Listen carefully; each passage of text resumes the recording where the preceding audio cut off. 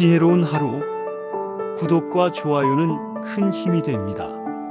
할아버지, 왜 이상한 냄새가 나요?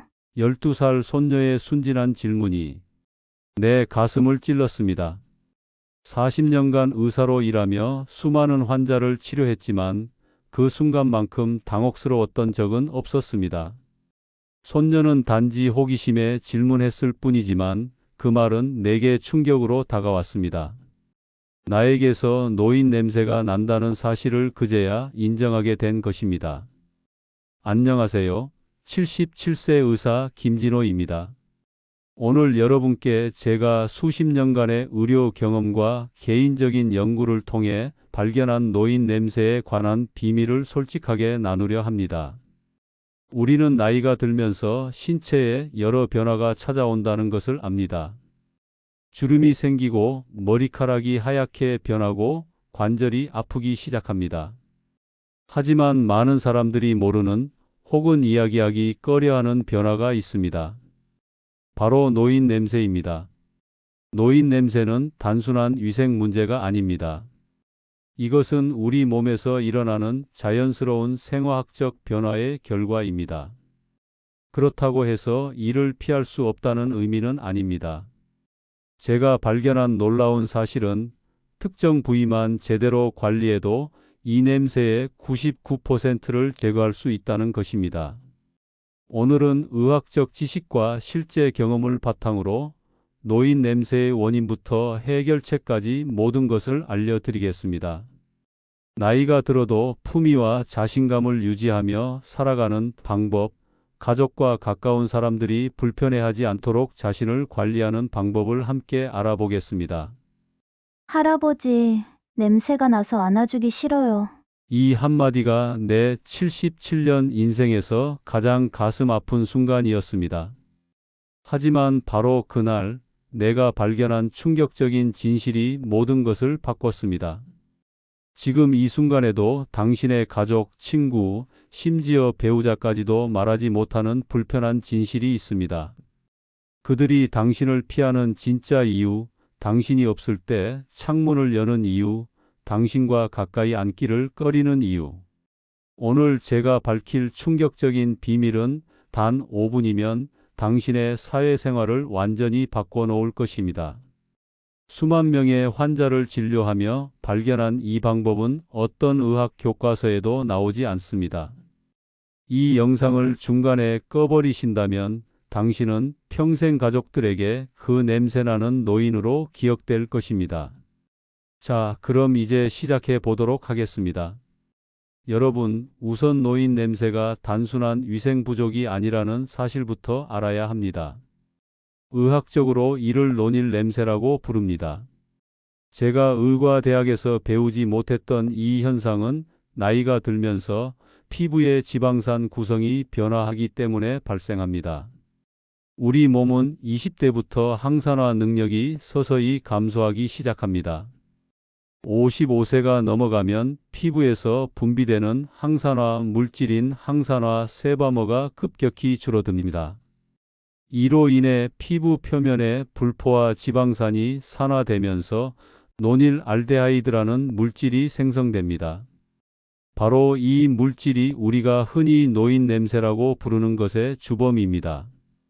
일반 비누와 샴푸로는 이 물질을 제거할 수 없습니다. 왜냐하면 노닐알데하이드는 물에 녹지 않고 피부 깊숙이 침투하기 때문입니다.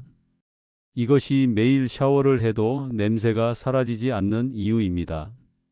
40년간의 의학 연구와 실제 임상 경험을 통해 저는 놀라운 사실을 발견했습니다. 노인 냄새의 99%가 단 세 부위에서 발생한다는 것입니다. 첫 번째는 귀 뒤와 귓볼 사이 부분입니다. 이 부분에는 피지선이 밀집해 있어 노닐알데하이드가 집중적으로 생성됩니다. 놀랍게도 대부분의 노인들이 이 부위를 제대로 씻지 않습니다. 두 번째는 겨드랑이 주름과 그 주변 피부입니다. 단순히 겨드랑이만 씻는 것이 아니라 주름진 부분과 주변 피부까지 신경 써서 씻어야 합니다. 세 번째이자 가장 중요한 부위는 바로 목 뒤쪽의 피부 주름입니다. 이 부위는 거의 모든 사람이 제대로 씻지 않는 곳이면서 노닐 알데하이드가 가장 많이 축적되는 곳입니다. 특히 목 뒤쪽의 모발선 아래 부분은 요철이 많아 냄새 물질이 쉽게 쌓입니다. 제 연구에 따르면 이 세 부위만 제대로 관리해도 노인 냄새의 99%를 제거할 수 있습니다. 그렇다면 어떻게 관리해야 할까요? 일반적인 샤워 방법으로는 노닐 알데하이드를 제거할 수 없습니다. 그래서 저는 간단하지만 효과적인 세 가지 방법을 개발했습니다. 첫 번째 방법, 녹차 성분 활용하기. 녹차의 풍부한 카테킨과 폴리페놀은 노닐 알데하이드를 중화시키는 데 탁월합니다. 녹차 티백을 뜨거운 물에 우려내 식힌 후 면봉에 적셔 귀 뒤와 목 뒤, 겨드랑이 주름을 꼼꼼히 닦아주세요. 일주일만 해도 차이를 느낄 수 있습니다. 두 번째 방법, 사과 식초 활용하기. 사과 식초는 피부 pH를 조절하고 노닐 알데하이드를 분해하는 데 효과적입니다. 물과 사과 식초를 10대1 비율로 희석한 후 면봉이나 화장솜에 적셔 세 부위를 매일 닦아주세요. 냄새가 날까 걱정하지 마세요. 식초 냄새는 금방 사라집니다. 세 번째 방법, 특별한 씻기 순서. 가장 중요한 것은 씻는 순서입니다. 일반적으로 우리는 얼굴부터 씻기 시작하지만 이것은 큰 실수입니다. 반드시 세 부위, 귀 뒤, 목 뒤, 겨드랑이 주름부터 씻기 시작하세요. 이렇게 하면 세정제가 이 부위에 충분히 작용할 시간을 갖게 됩니다. 여기서 중요한 비밀이 있습니다. 일반 비누가 아닌 탄닌 성분이 함유된 특수 세정제를 사용하세요. 탄닌은 노닐 알데하이드와 화학적으로 결합해 냄새를 제거합니다. 시중에 판매되는 녹차 성분 비누나 약산성 세정제가 좋습니다. 없다면 녹차 우린 물에 중성 비누를 적셔 사용해도 효과적입니다. 세 부위 관리와 함께 몇 가지 생활 습관 변화도 중요합니다. 첫째, 항산화 식품 섭취를 늘리세요. 녹차, 블루베리, 토마토, 견과류 등은 체내 항산화 능력을 높여줍니다. 둘째, 통풍이 잘 되는 면 소재 옷을 입으세요. 합성 섬유는 노닐 알데하이드가 쉽게 흡착되어 냄새가 오래 지속됩니다. 셋째, 스트레스를 관리하세요. 스트레스는 호르몬 균형을 깨뜨려 노닐 알데하이드 생성을 촉진합니다. 넷째, 충분한 수분 섭취를 하세요. 하루 8잔 이상의 물은 체내 독소 배출을 도와 냄새 발생을 줄입니다. 제 방법을 실천한 환자들의 놀라운 변화를 소개합니다.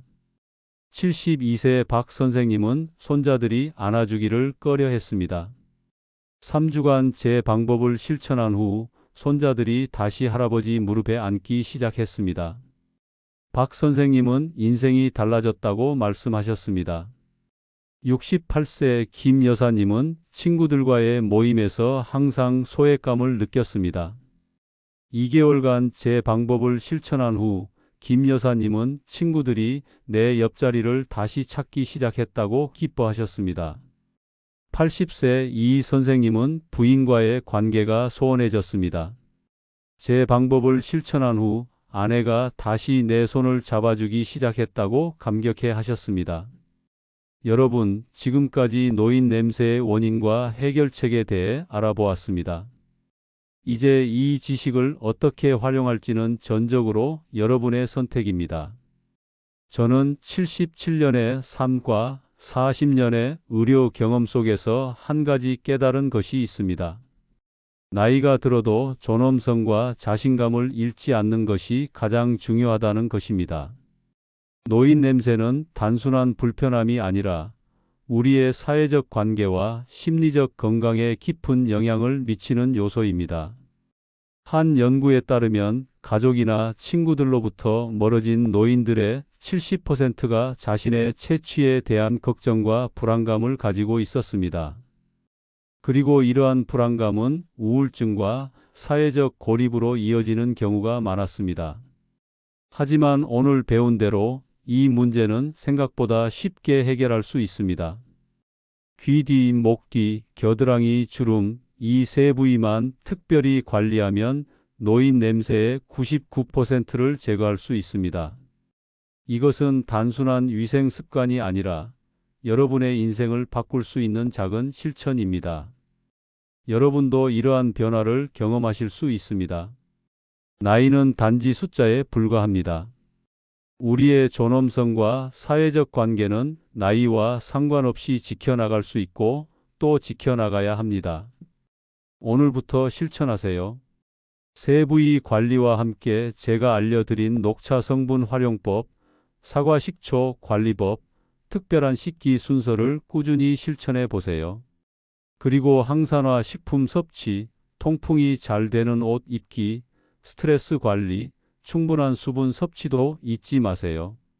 77세 의사로서 그리고 같은 나이를 살아가는 한 사람으로서 감히 말씀드립니다. 이 작은 변화가 여러분의 삶에 큰 기쁨을 가져다 줄 것입니다. 오늘 제가 나눈 비밀이 여러분께 도움이 되셨나요? 이 방법 덕분에 제 인생이 달라졌어요 라는 말을 너무나 자주 듣습니다. 여러분도 이 특별한 방법을 실천하고 놀라운 변화를 경험하고 싶으시다면 지금 바로 좋아요와 구독을 눌러주시고 소중한 분들에게 이 영상을 공유해 주세요. 나이 들미 두렵지 않은 행복한 인생을 함께 만들어 갑시다. 마지막으로 나이 들면 축복입니다. 그것을 당당하고 품위 있게 누리는 것은 우리 모두의 권리입니다. 오늘 배운 내용이 여러분의 행복하고 당당한 노후에 작은 도움이 되기를 진심으로 바랍니다. 오늘도 지혜로운 하루와 함께 해주셔서 감사합니다. 어제 아침 6시 동네 공원에서 운동하시던 72세 김철수 어르신이 응급실로 실려갔습니다. 평소 건강하시던 분이었는데 갑작스런 심장마비로 쓰러지신 거예요. 다행히 목숨은 건지셨지만 의식을 잃고 쓰러지는 순간의 공포는 상상하기도 어렵습니다. 여러분도 혹시 매일 아침 운동하시면서 이런 생각해 보신 적 없으신가요? 나이가 들어서도 꾸준히 운동하니까 건강할 거야. 젊을 때 하던 대로 하면 되겠지. 하지만 오늘 제가 말씀드릴 충격적인 사실은 바로 이겁니다. 60대 이후에도 젊을 때와 똑같은 방식으로 운동하시는 분들이 오히려 더 빨리 죽을 수 있다는 것입니다. 안녕하십니까? 저는 45년간 재활의학과 전문의로 활동해온 이성민입니다. 올해 78세가 된 저도 아직까지 현역으로 환자분들을 진료하고 있습니다. 그런데 제가 이 긴 세월 동안 가장 안타깝게 생각하는 것이 하나 있어요. 바로 건강해지려고 운동했다가 오히려 몸을 망가뜨리시는 어르신들을 너무 많이 봤다는 것입니다. 특히 지난 10년간 급증하고 있는 운동 관련 부상 환자들을 보면서 정말 가슴이 아팠어요.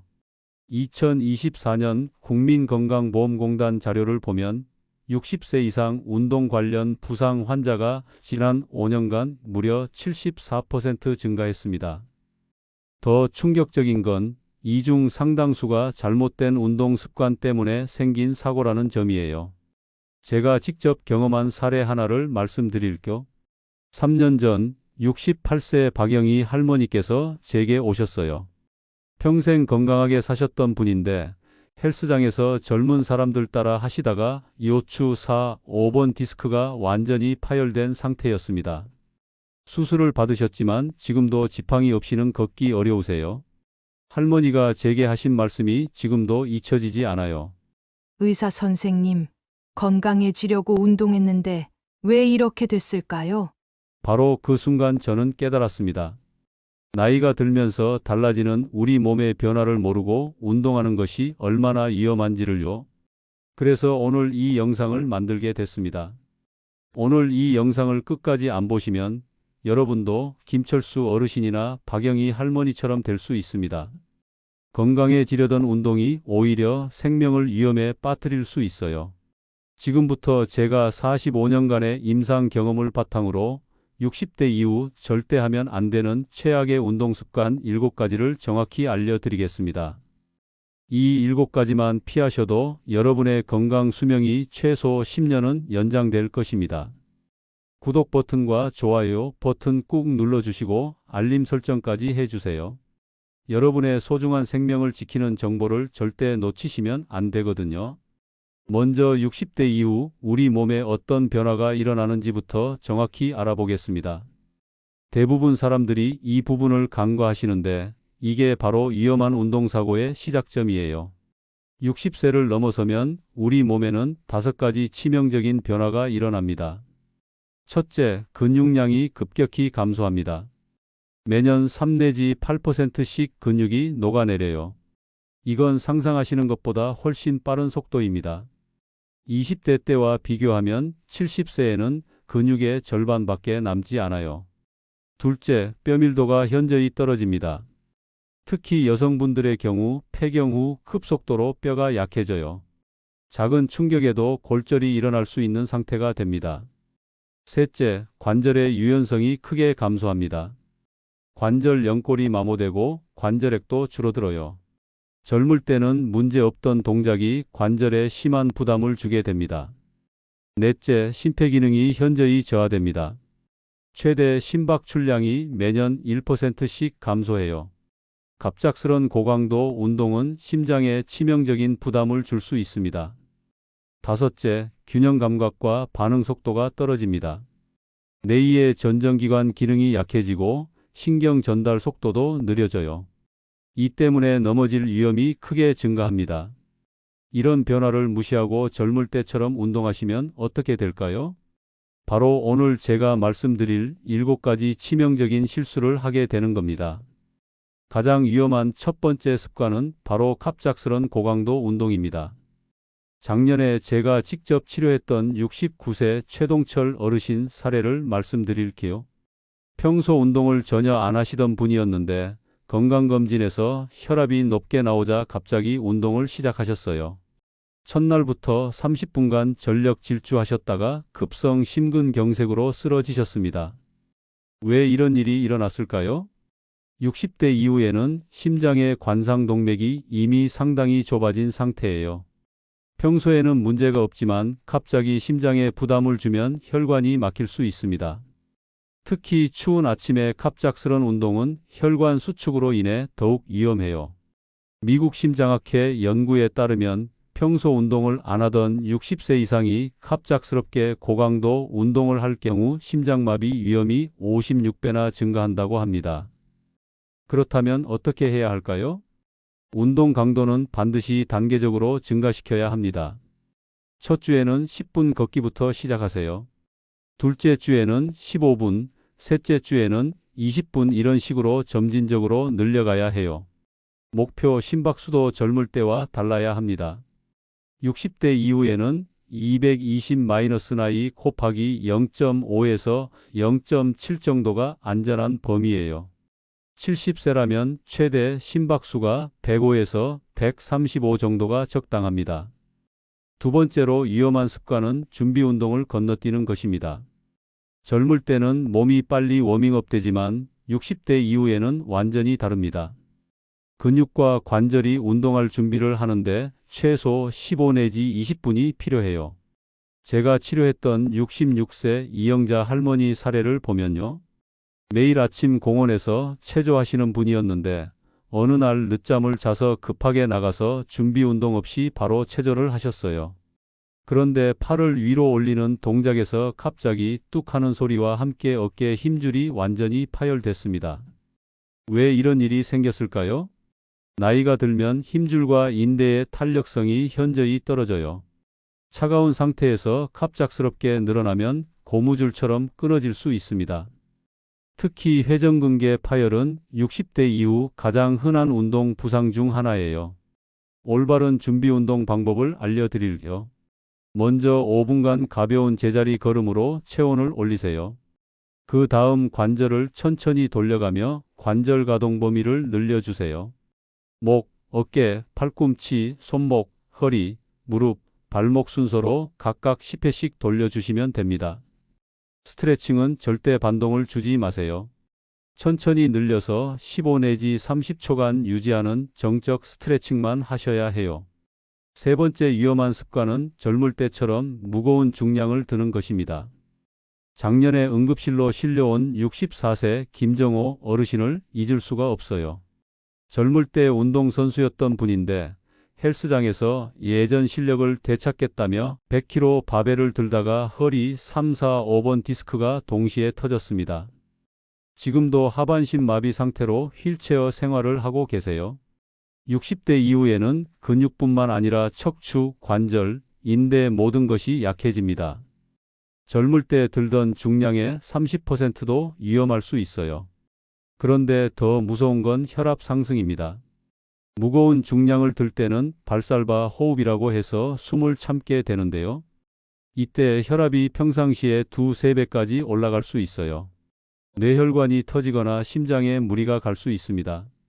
실제로 제가 응급실에서 본 사례 중에는 벤치 프레스를 하다가 갑자기 쓰러진 62세 남성분이 계셨어요.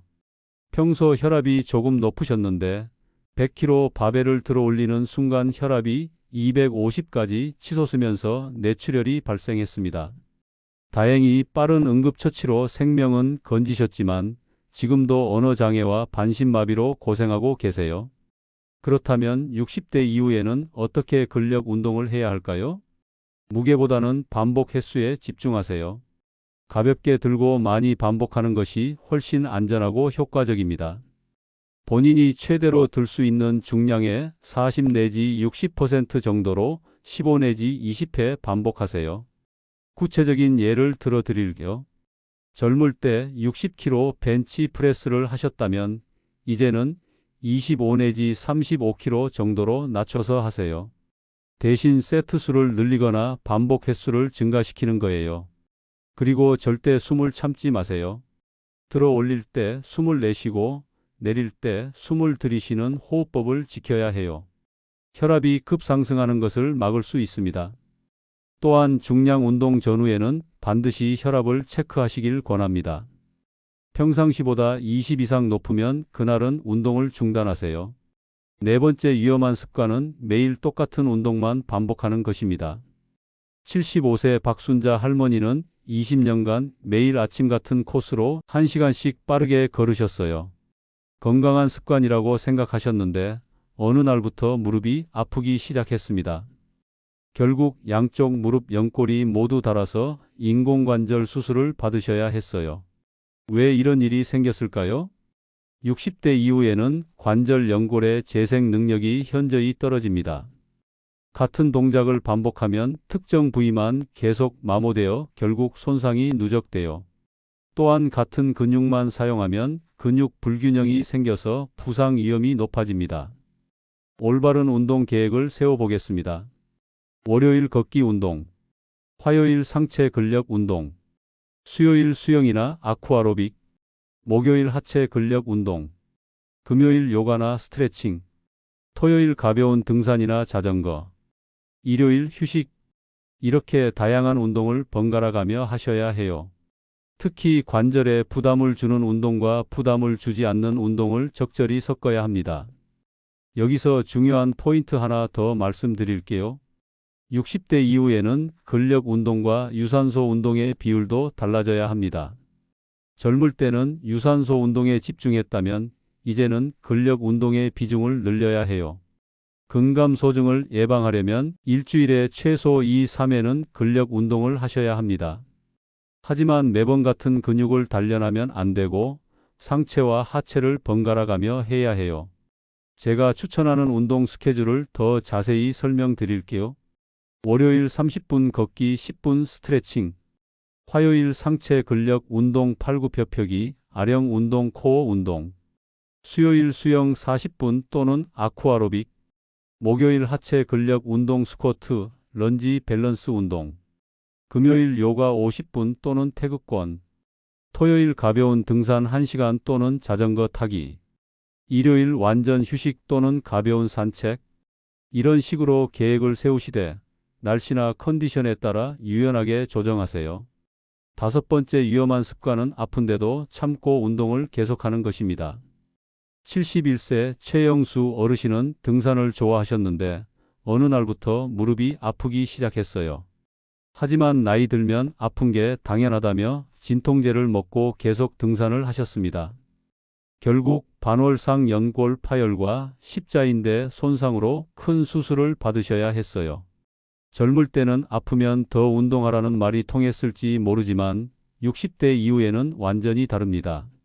나이가 들면 통증에 대한 감각이 둔해져서 심각한 부상도 가벼운 아픔으로 느낄 수 있어요. 통증의 종류를 구분하는 법을 알려드릴게요.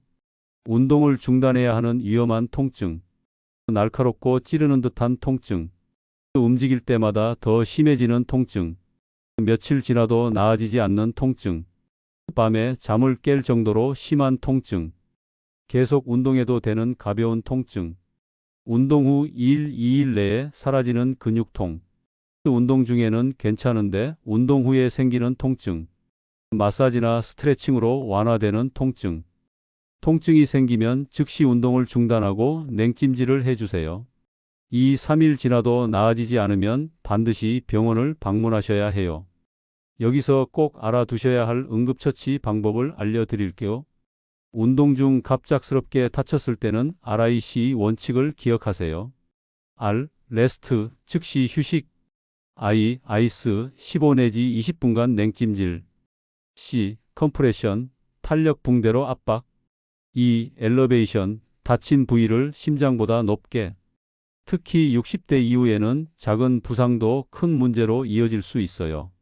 이 정도야 괜찮겠지 하고 넘어가면 안 됩니다. 또한 평소에 자신의 몸 상태를 정확히 파악하고 계셔야 해요.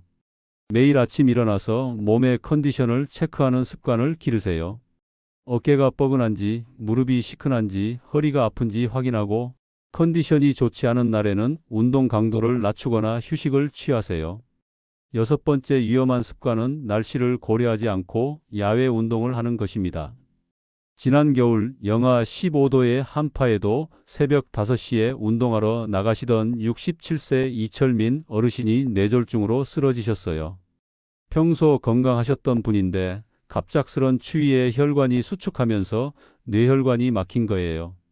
60대 이후에는 체온 조절 능력이 현저히 떨어집니다. 젊은 사람보다 추위나 더위에 훨씬 취약해져요.